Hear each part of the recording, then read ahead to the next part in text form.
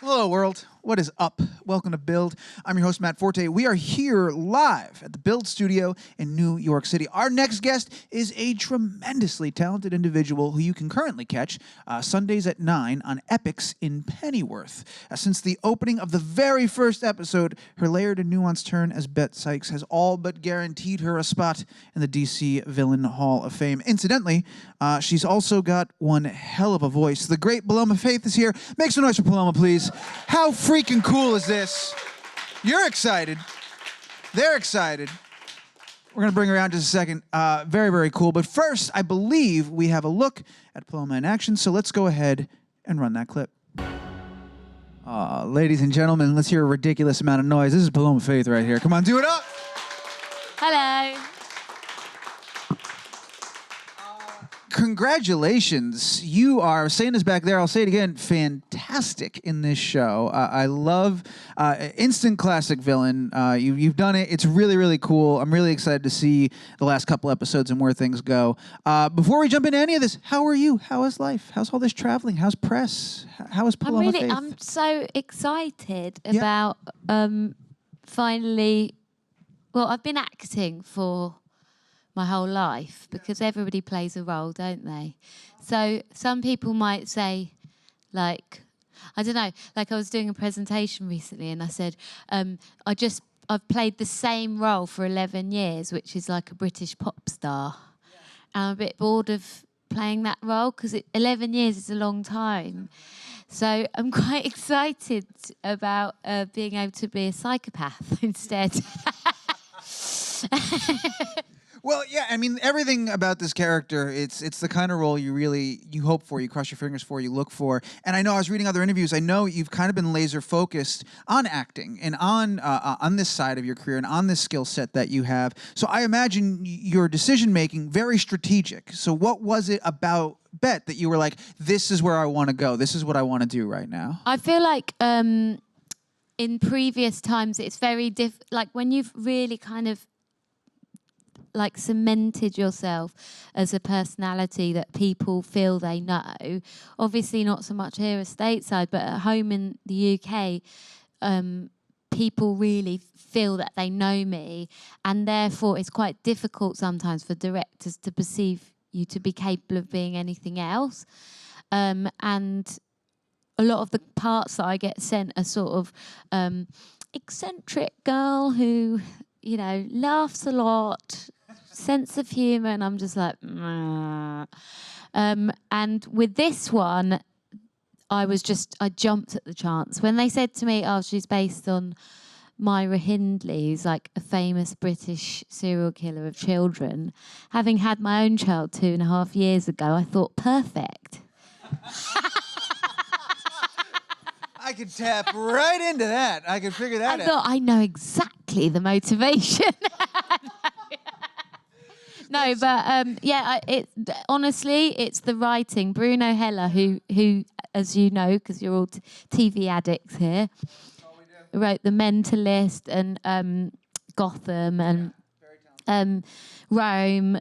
And I just feel like his words jump off the page.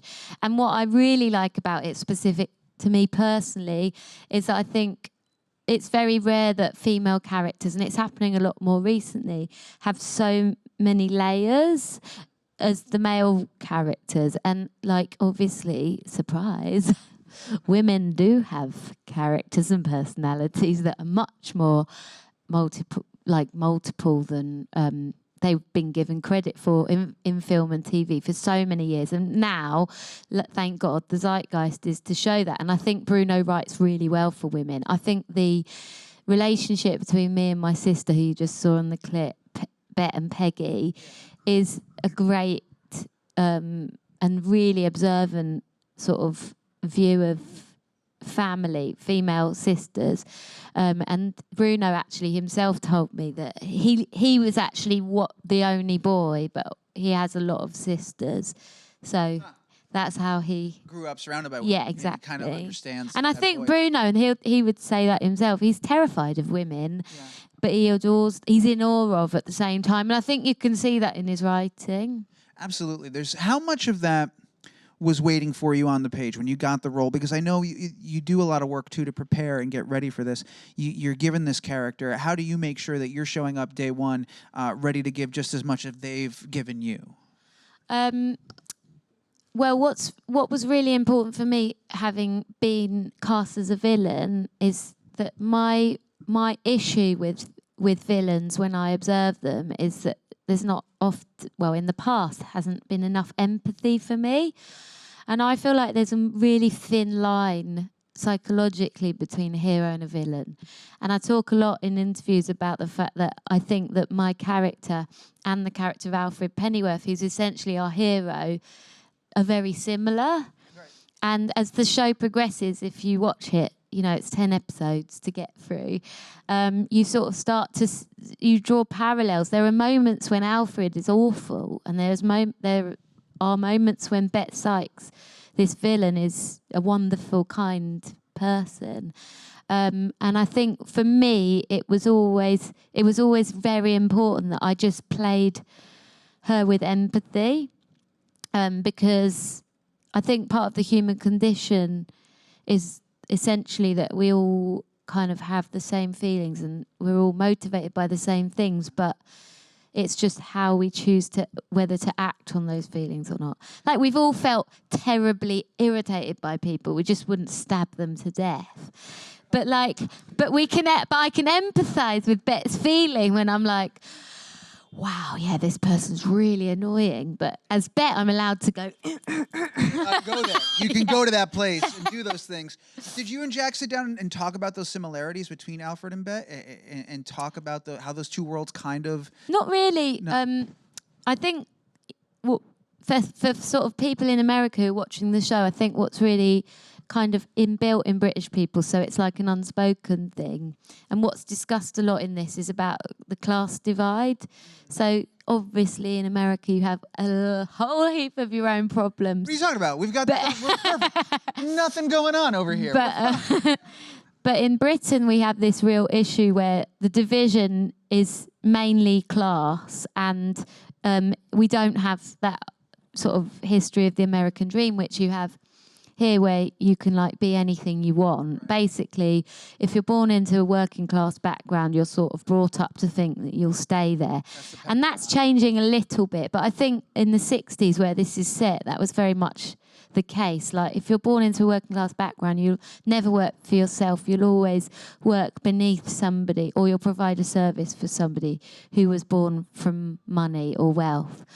So we spoke a bit about that, and I think it's very sort of important to Bruno in his writing, because it's really very present in Britain still. And coming from a working class background, I know, and I relate to all those themes. Is there something for you to like hook into and kind of connect with? Yeah. You know, we talked about, you mentioned the empathy and how important that was for you. How do you sort of ride that line? Something I've talked about on the stage with other people before that have played villains, it's very important that the villain, they don't think they're the villain. They don't know that they're the villain. They see justification in their actions and what they're doing. I so much don't know that she's the villain that I'm only saying she's the villain because people keep telling me she is, but I don't know I don't feel like she is. Like, you, Paloma Faith, personally don't know that she's the villain, is what you're saying. I don't know why people keep calling me a villain. Yeah. Maybe it's just a world full of people who are afraid of their mothers. Well, I think just male fear of women. But I literally just think like she's. I mean, you look a bit uncomfortable. Have you got mum issues? Oh no, I come from an Italian family. We're very close. I may have mom issues, but like a different flavor of mom. I'm not terrified. I'm sure there's people would classify maybe issues, but different from what I think you're identifying, I would say. No, not uncomfortable at all. I love this perspective because for sure, you're right. People do right away. We black and white. This person's the bad guy. This is who I like. This is who I don't like. Exactly. But if you look at it, like there were moments where in the show, I was watching because I haven't finished it yet. I haven't seen all the episodes. Finished making it. You haven't seen all of it. Yeah, I haven't seen all of it. And I was watching one last night thinking, I better swat up a bit.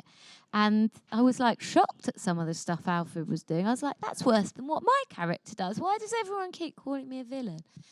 I think that what my character definitely is a little bit autistic. She just cannot read social situations at all. She doesn't understand why people are like looking at each other when she talks. Like, she doesn't understand why, as you saw in the clip, Esme wouldn't like. She thought they had a connection. She thinks that's like the love of her life. Right. But she actually kidnapped her. Which is, I know, that's a beautiful little. She can't understand why thing, her sister would think that it wasn't special. Yeah, her bond with Esme it's very one-sided. Yeah, very one-sided. But it's also indicative of this show. It's a very compelling relationship, if you could even call it that, because it's so one-sided on this show. And you point out too the way Alfred will do things that that really question whose side am I on in this story? What am I watching? And that's kind of the brilliance of it and the brilliance of the writing. Well, I think philosophically, we all have the capacity to do great things and terrible things. And in any given circumstance, we're all, we're interested when we see a side of ourselves that we're like, oh, I hate myself, what I just did. Or oh, I'm really glad that I'm good in a crisis. I remember when I was 18 and I found out I was really good in a crisis. What happened, if I may ask? It's really dark. That's all right. It's the internet. You can say anything. What happened? Well, my mum was like quite close to death, and I really stepped up. I didn't melt down and go hysterical. I took her to the hospital in the car, covered the car with towels, and when I got back home, I suddenly realised I really handled that well, because it looked like a crime scene back at the house. And then ever since, I've always been quite strong in a crisis. And I think that's what the show does, is it sort of shows that we're all capable of all things. And actually, we all want touch and companionship. And in Bet Sykes' case, she really, wants to have a connection with Esme so much. But she just doesn't really understand why it's not working. No, not at all. She doesn't get it. But I relate to that. Yeah. Well, I was really curious about how long did you guys? How long was the shoot? Were you on? About 6 months. 6 months. That's a while to kind of live in that world. Did you? Because Bet also goes very violent, very dark places as well. Did you ever? I really needed that. I was going to ask about that. You described it as therapeutic, the best therapy you'd ever had. I think it was in Bustle. You said that. I've done yoga. I've done psychotherapy, meditation, all that. It was all rubbish compared to beating a dummy to death with blood squirting in my face with an iron pole. Let's dig into that. Where? I was like, thank you. Thank you. I'm healed. When you got to the other side of that experience, were you surprised with how cathartic it was and what that were you nervous going into that? Because you don't strike me as a violent person. No, I like the physicality of it though. I work out and stuff, so it wasn't far off that. You've engaged. But it was really guttural. I'm really actually quite disappointed with how they edited that scene. But I think I went a little bit too far, so they had to do it as a wide. It's like. So I guess the follow-up of, is it tough going to those places? The answer would be no, you quite enjoy it. I did. I found it cathartic. Do you ever have trouble leaving that on set, or does that follow you home? Do you ever have that energy kind of built up and you have to kind of stop yourself? I'm not asking if you go home and beat people in the streets, but I'm saying, you know what I mean? You have to get there mentally. You have to perform, and then you got to walk away from that. Is it hard to turn it off? There were times, I think I was in denial for the whole shoot that it was. I thought it was easy, but then I started to realise that I was maybe becoming a bit intense. And I think I've only realised that because I just came from holiday. And while I was on holiday, I was it was kind of unwinding. And I realised that inside I was kind of but not excessively. Yeah. How long? Apart from the bodies under the house. Right, of course. That's a given. They were there before. How long, if I can, how long were you on holiday? Which I ask because everybody has a threshold where after X amount of days they start to finally feel. I feel like I need a week to settle down. You need a whole week. Then I had another week of holiday. Yeah, You got to get that warm-up week. Now you've arrived, and now you can truly relax. Yeah. And now you're back here talking to idiots like me, talking about the show working. Don't call yourself that. Oh, we watch a lot of television. There's got to be something wrong with me.